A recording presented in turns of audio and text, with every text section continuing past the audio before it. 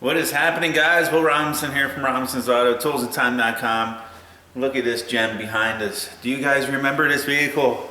This one brings back some memories. I'm going to take you under the hood and let you look around because it looks nothing like the day that we tore it down and redid the water pump and the timing chains and all the components involved back when this car was relatively new. And it was at the dealership, if you recall this video, and they couldn't find out where that oil leak was coming out of in the front of that block. It later became a pretty common issue when the water pump would start leaking, but at the time it was a relatively new concern. Well, the vehicle's here for an inspection. It's due next month, but he wants to go over the brakes and do an oil change and whatnot on it. So I figured, you know what, it's a pretty basic video, but this thing has some history and I want to hang out with you guys because it is a beautiful night. So let's do some brakes and reminisce about the old days.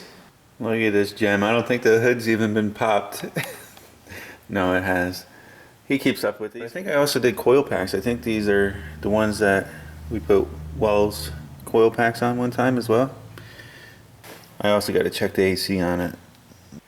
There's not many cars I could say that when I see them I get kind of excited and wonder how it's been, but this is one of them for sure. So we have 230,000 miles. We'll check everything out a little closer once we get underneath. Well, it's nice to see everything's still dry.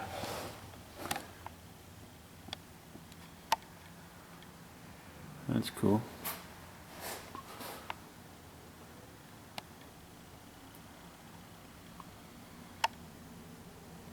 This ain't really a repair video, it's more of hanging out in the shop with me tonight, reminiscing on some good times. I figured, even if you guys don't remember this vehicle, if you go back, it was a Ford Flex. Started off with an oil leak out the front, and the customer brought it to the dealership, and they couldn't determine where the oil was coming from or what that passage was for in the front of the block at the time. And it wasn't covered under warranty, and they wanted $8 grand or something crazy like that back then. Might have been six or eight. And he asked for a second opinion. We brought it in, and we troubleshot it, and came to the conclusion that it was the water pump leaking oil out the front of the block. You'll have to check out that video. I'll leave a link in the description if you haven't seen it. But for you old timers, you'll remember this one.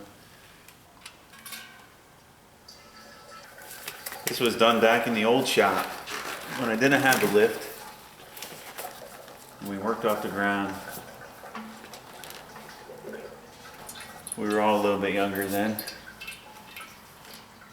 My channel was relatively new. It was growing. Then, as you all know, I got a little sidetracked for a little bit. Went through separation is really the main reason. And I had to get my priorities straight. And tried working things out.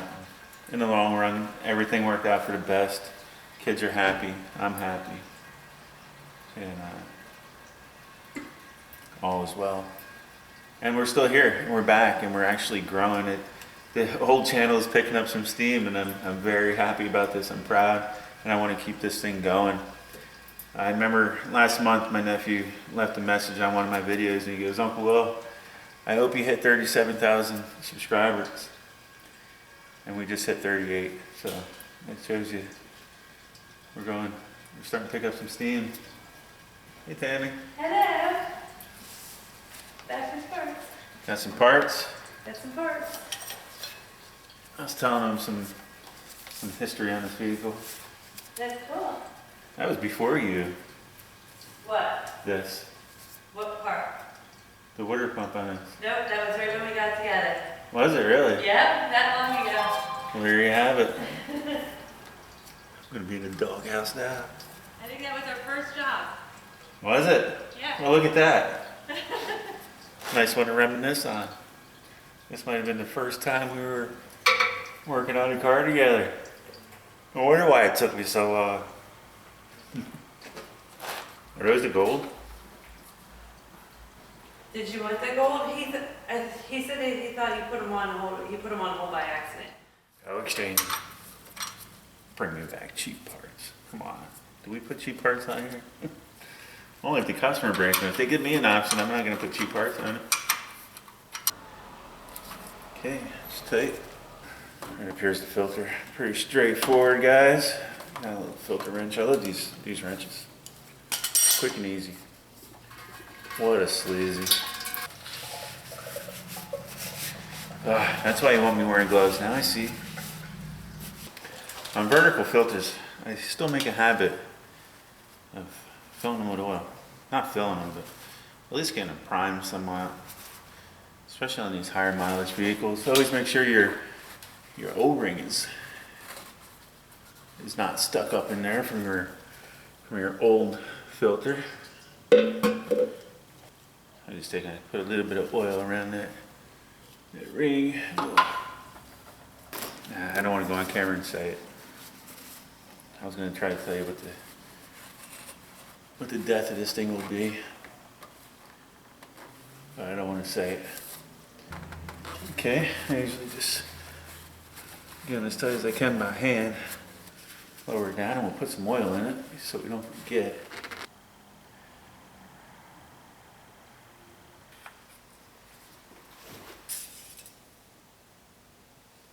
Should be good. Let's start this bad boy up. Want to turn the key on? See the oil light? When you start it up for the first time after an oil change, it's going to stay on longer than normal. Well, that one went out relatively quick. If I wanted to fill the filter, most likely would have took a little bit longer. I'm sure you get what I'm trying to get to the getting.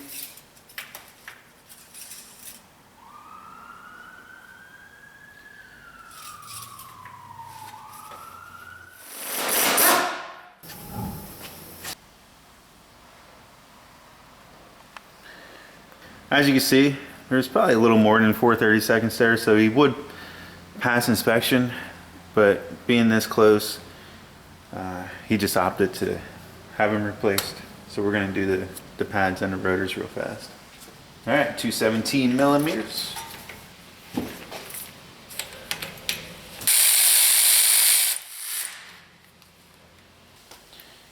These brake lines are still holding up as caliper hangers, but I'm going to make some nice ones out of stainless steel.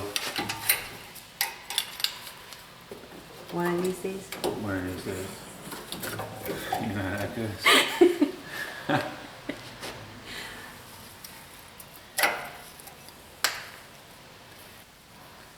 See, the problem when they start getting this low, you can see eventually they'll start coming loose to the backing plate.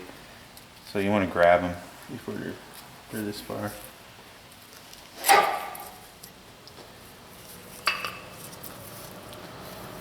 Relatively even pattern, so we'll probably find, yeah, everything is still free. I'm certain I was the one to do the brakes last on this one. Been using this stuff forever. It's CRC, and you can tell, you can see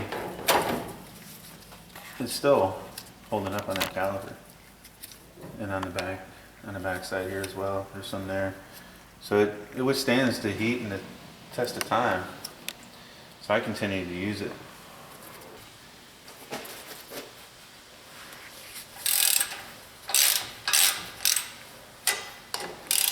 With these nano sockets, man, I mentioned these in my last video.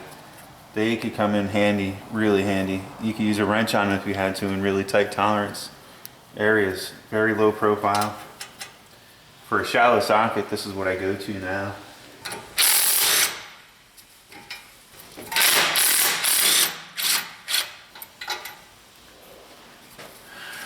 All right. What do you think, T30? Yep. Oh, T40. Tricked you into that one. You did. T40's good. Huh? T40's good. What's T40? I'm in my 40s and my first name starts with a T. Well, I have to agree.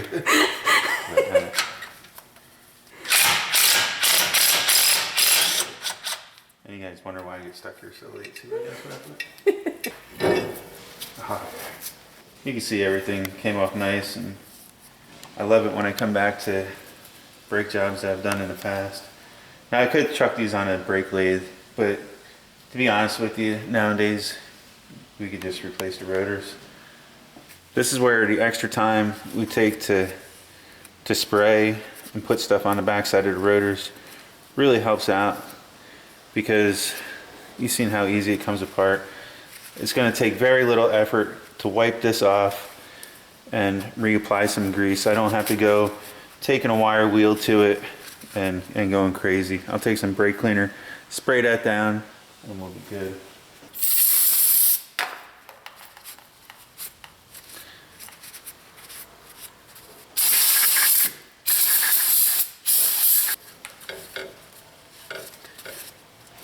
Each to their own how they like to compress the caliper, but since this is a dual caliper, you got to push them both in at the same time. So I just simply do like you guys have seen me do 100 times in the past. And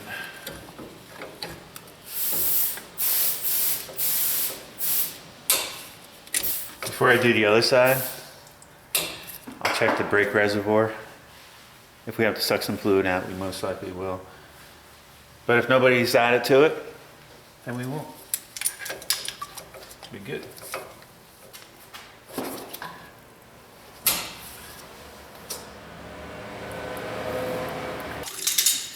That's ready to go. Okay.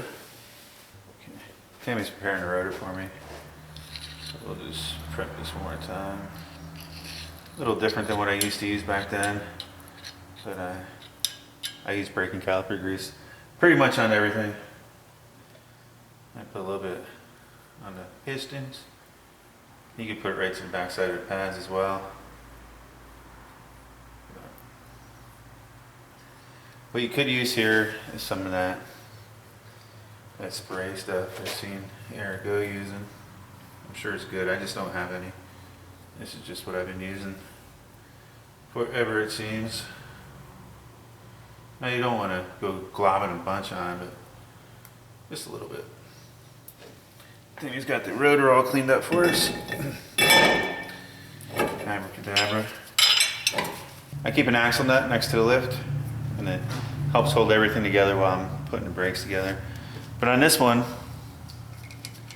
it has this retaining bolt, so we could simply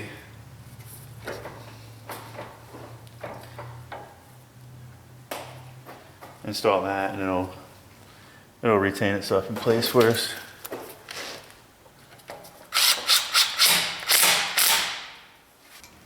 Next we're going to take and we're going to clean it up in the potch washer. I like putting new hardware on them every time I do brakes. That way I have no issues. So I'm going to take them, pop them off, because you want to clean underneath them regardless. Even if you're not putting new ones on it, pop them out and clean underneath them real well. You can see they're nice and lubed from the last time. This stuff works well. But we'll take and we'll clean these all out, and we'll install fresh once again. There's our new hardware kit. What I do, I take a little bit of grease, not much, the braking caliper grease, and I actually put it underneath the metal clips. Hopefully you see what I'm doing. Then we take our new hardware and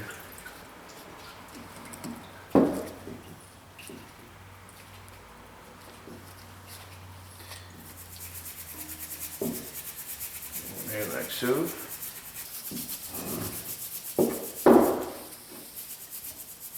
That's one thing that I have PM'd on this. I clean this all in the parts cleaner. But while we're here, we're going to install some fresh stuff.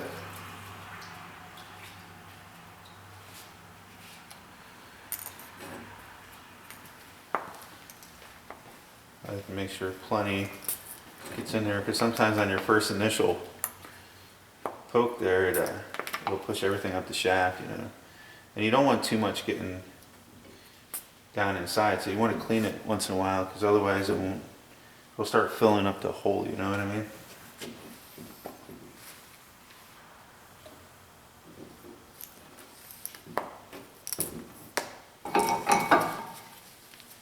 Put a little blue Loctite on these. I usually don't. Seen I used it last time. It really didn't give us too much troubles.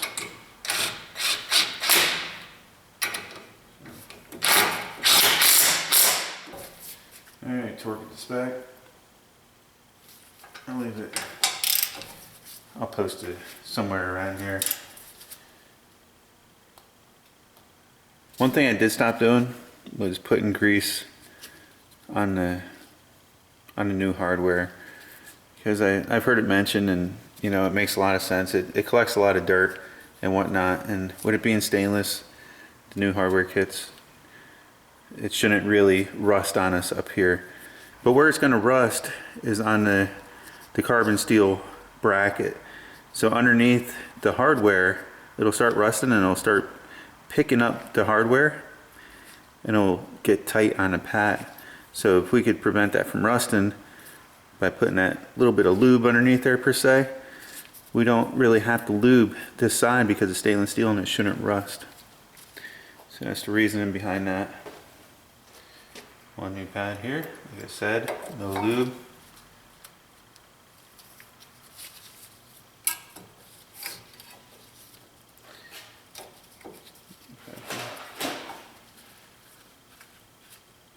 That should be all you need, guys. We already lubed the piston, we lubed the backside. Pins are all lubed up, so we should be good to go.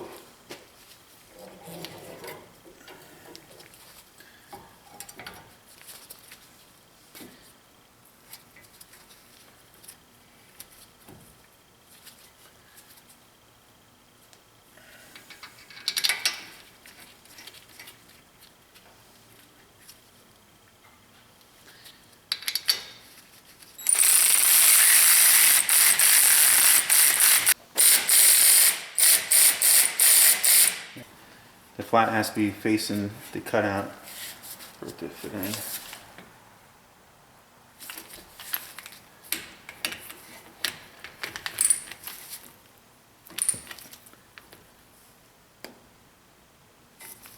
Okay.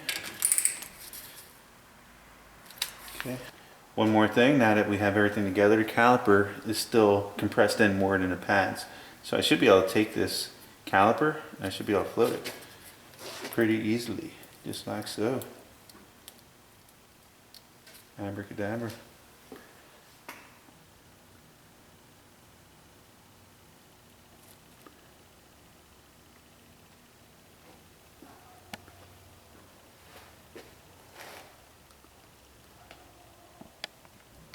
I got this thing all prepped up, but I figured, you know what if you guys had some frozen caliper pins and you wanted to clean them?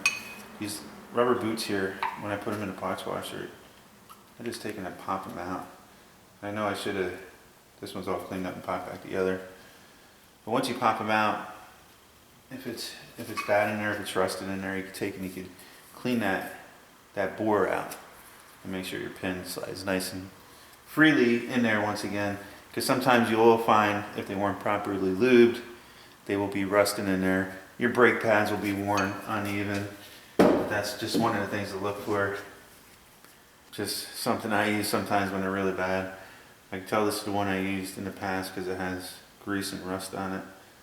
But it's like a 15-30 seconds, I believe. Drove it. I'll just take and clean out the bores like that if they're really rusted up. And I'll keep cleaning that with the parts washer. You can see this one's good. Just in case, I wanted to share that with you. And then these rubbers will simply pop right back in. Loosen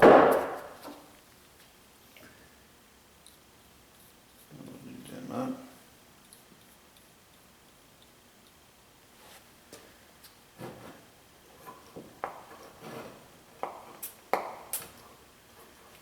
Make sure there's plenty of that in there. Because they will rust.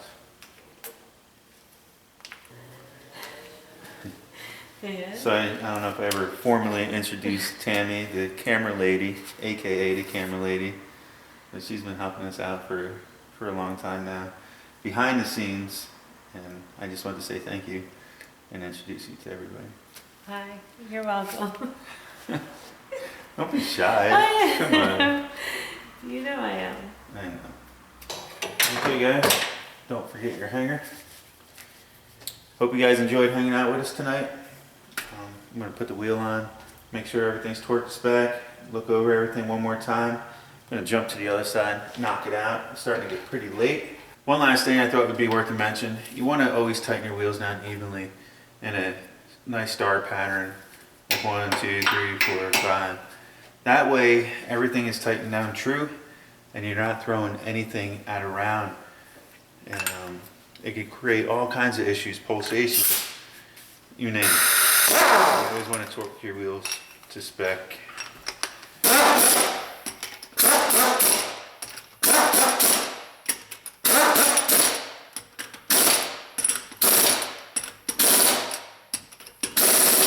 And at that point,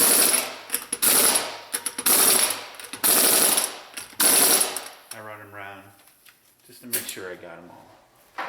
Alright guys, getting ready to take it for a first ride. I usually start off nice and slow.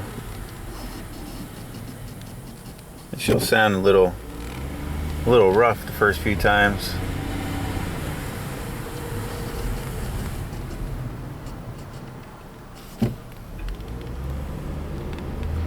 It's like taking a couple little stops in the parking lot.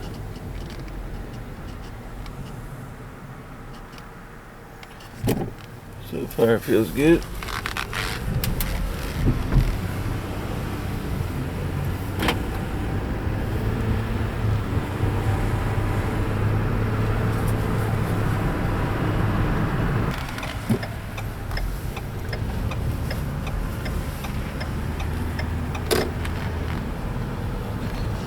Alright guys, I think we're good to go. Thanks for watching. Stay tuned.